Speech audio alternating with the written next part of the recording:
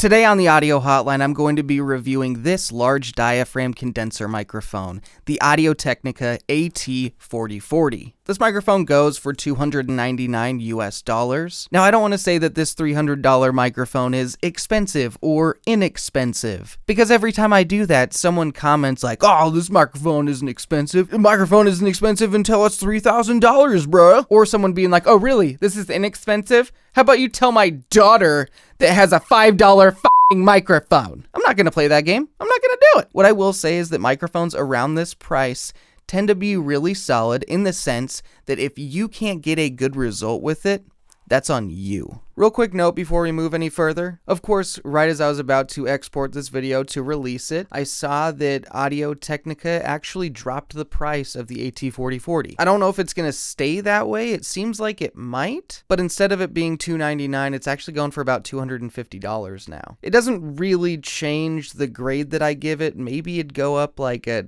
half a grade or something, but I did just want to let you know that it is a little bit lower in price. Okay, now we can get back to the other guy. In this review, I will be taking you through all the details, the features, the specs. We'll test this out, and then we will also do a blind comparison. But any of the microphones that I'm going to put in that blind comparison, I'll put up on the screen right now so you can check that out. But before we get into anything, I do just want to make a couple comments. First comment, this microphone was not sent to me by anyone. I purchased this microphone. One other quick note, I'm actually just using the Focusrite Scarlett 2i2 for this review, and I'm only set around 30% gain. And this is in fact an XLR microphone, so if you're looking for a USB microphone, you're in the wrong place. But one interesting thing in particular about this microphone, I legitimately think that this is the most requested microphone for me to review on this channel. I mean, from the very beginning of this channel, it's been a crazy amount of people that have recommended that I try this out. So I finally got my shit together and got one. So thank you, and you're welcome, I guess. I don't know. But let's just go ahead and dive right into this review and start talking about the accessories. If you decide to purchase the AT4040, it will come with a shock mount. The specific shock mount is the AT8449A shock mount. This will come with an Audio-Technica microphone dust cover, a carrying case, a microphone stand adapter, a 3/8 to 5/8 inch, some documentation, and of course, the microphone itself, the Audio-Technica AT4040. Quite frankly, the accessories that come with this $300 setup are very solid. The shock mount feels really good, the mic feels good, everything else is just kind of a nice addition. Are there other microphones that you get a lot more accessories for less money? Yes. But for this kind of microphone and the build that you're getting, everything seems on par, if not better. Anytime a microphone like this has a carrying or storage case, I'm all about that. I love that. But I also love the fact that this one's not like overly clunky. It's just like a nice size. And with how much I love cats and how many cats we have,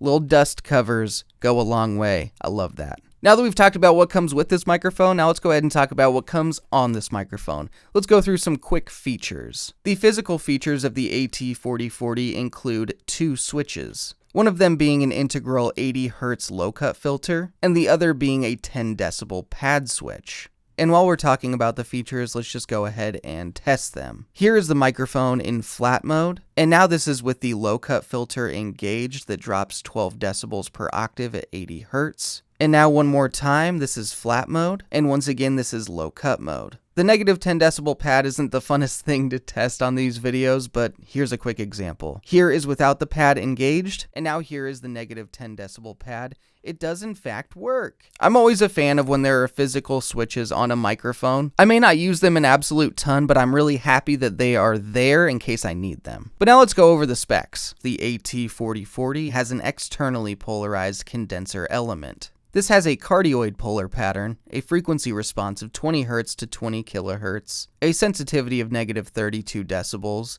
an impedance of 100 ohms, a max SPL of 145 decibels, or 155 decibels with the negative 10 decibel pad engaged. This has a noise floor level of 12 dBA, a dynamic range of 133 decibels, a signal-to-noise ratio of 82 decibels, an XLR output connector, and a phantom power requirement of 48 volts. Now I will put the frequency response graph and the polar pattern graph up on the screen so you can take a quick look at those. Looking at the specs, I will say everything does look really good. I was a little surprised by the frequency response graph. Initially, when I had heard about this microphone and thought about ordering it, I was kind of under the impression that it was relatively flat. It does look like it has some boost in the high end, which isn't always a bad thing for a vocal microphone, but if you're hearing a lot of sibilance or anything like that, that's where it can be problematic. However, in the grand scheme of like presence boosts, it's definitely not bad compared to some microphones. But now that we've gotten through all the details, let's go ahead and start testing this mic out. If you get really sexy close to the AT4040, here's how it sounds with no pop filter. Now if I get as close as I possibly can to the pop filter, here's how it sounds. Also, I will link which pop filter I'm using down in the description. Now this next part is going to be a little bit loud, a little obnoxious. Let's do some plosives. Plosive test with some pickled peanutses.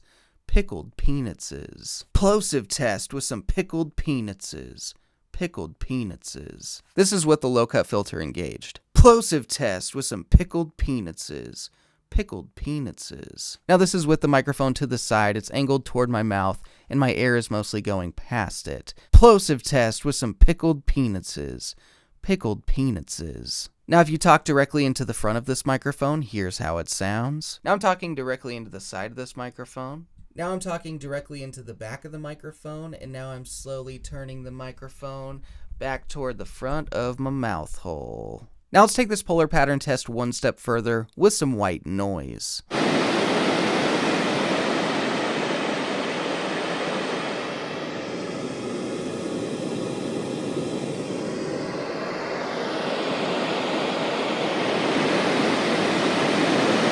If you know what test is coming up next, you're a true friend. I appreciate you. I have a feeling this one's going to be really good. Let's do a kitty purr test.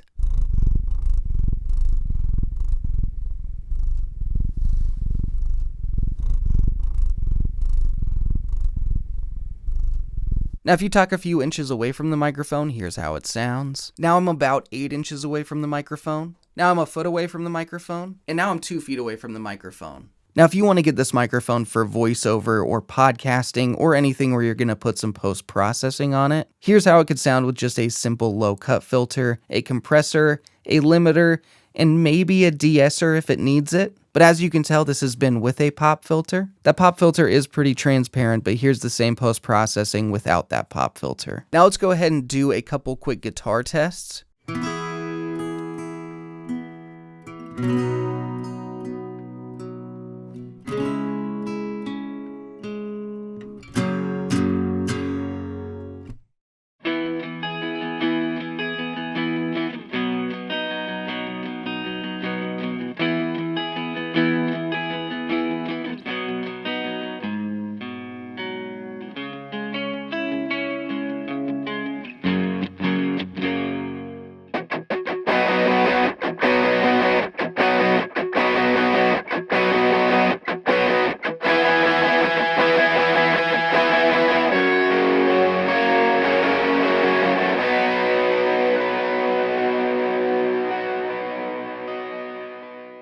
Now I'm just in a completely untreated room in my house. There's no AC running or anything, but this room is very reverberant. The only difference really in this setup is the fact that I'm using the Zoom F3 rather than the Focusrite Scarlett. Condenser microphones like this will sound quite a bit better in treated rooms or just at least rooms that aren't as reverberant as this one. So if you are looking for a microphone to put in an untreated room, maybe looking at something like a dynamic microphone would be a better choice. But here's how this microphone sounds in this very big echoey room. All the tests are out of the way, now let's have a little bit more fun with a blind comparison. Before we kick off this blind comparison, I'm just doing a real quick palate cleanser microphone. This microphone is the RØDE NT1A, which some people may want to be in the comparison, so I'll at least include it here. In this blind comparison, I will be using the same pop filter for all the microphones. It is the Hakon P110, and for all of the microphones, I will be about 6 inches away from them. But now that I've just cleansed the absolute hell out of your ears, let's go ahead and get started on this blind comparison. To kick it off, this is the first sound sample of microphone A. This is the first sound sample of microphone B. This is the first sound sample of microphone C. This is the first sound sample of microphone D. This is the first sound sample of microphone E. This is the first sound sample of microphone F. Here is another sound test for good old microphone A. Here is another sound test for good old microphone C. Here is another sound test for good old microphone E. Here's another sound test for good old microphone B. Here is another sound test for good old microphone D. Here is another sound test for good old microphone F. This is the last sound test for microphone C. This is the last sound test for microphone D. This is the last sound test for microphone A. This is the last sound test for microphone F. This is the last sound test for microphone B. This is the last sound test for microphone E. Are you ready for the sexy results of the comparison?